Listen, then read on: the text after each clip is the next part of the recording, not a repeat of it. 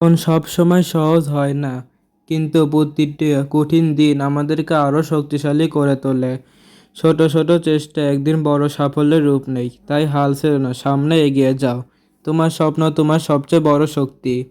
Hi guys, আসসালামু আলাইকুম। সবার কি অবস্থা? আশা করতেছি সবাই অনেক ভালো আছেন।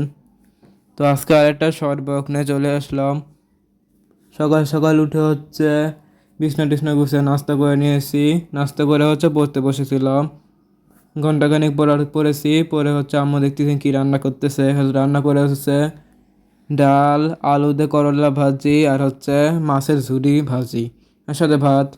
পড়ার পর আমরা মাখা খেতে মন চাইলো, তাই আম্মুকে বললাম আমরা মাখাই দিতে। তো আমরা মাখাচ্ছে এখানে। আর আমরা খেতে খেতে এত জোরে বৃষ্টি নামছে বাইরে, ক্যামেরায় তো বোঝা যাইতেছে না। এখানে পরিষ্কার ঘর বাড়ি, এসি টিসি অনেক ময়লা জমছে নিয়েছি, তারপর ফ্যানে এগুলো এখন পরিষ্কার করার হইলো। এসি ফিল্টার পরিষ্কার করা শুকাতে দেওয়া হয়েছে, আর এসি সেলফ কিনে দেওয়া হয়েছে। তো রুম পরিষ্কার করে চাদরটা তো চেঞ্জ করে নিয়েছে, এখন দেখতে অনেক সুন্দর লাগতেছে। সাদা চাদর, সাদা চাদর পারলে এমনি অনেক সুন্দর লাগে।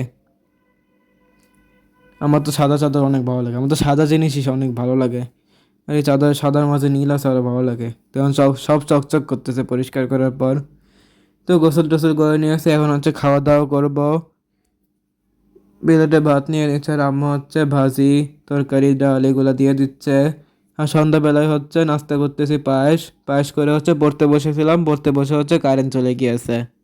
পুরা বাইর ঘর বাড়ি অন্ধকার হয়ে গেছে। ওই সাইডে কারেন্ট আছে, তো এই জন্য ওই সাইডে লাইট দেখা যেতেছে। তো গাইজ, আজকের এই ভিডিওটা এই পর্যন্তই। ভালো লাগলে লাইক, কমেন্ট, শেয়ার আর সাবস্ক্রাইব করতে ভুলবেন না। আল্লাহ হাফেজ।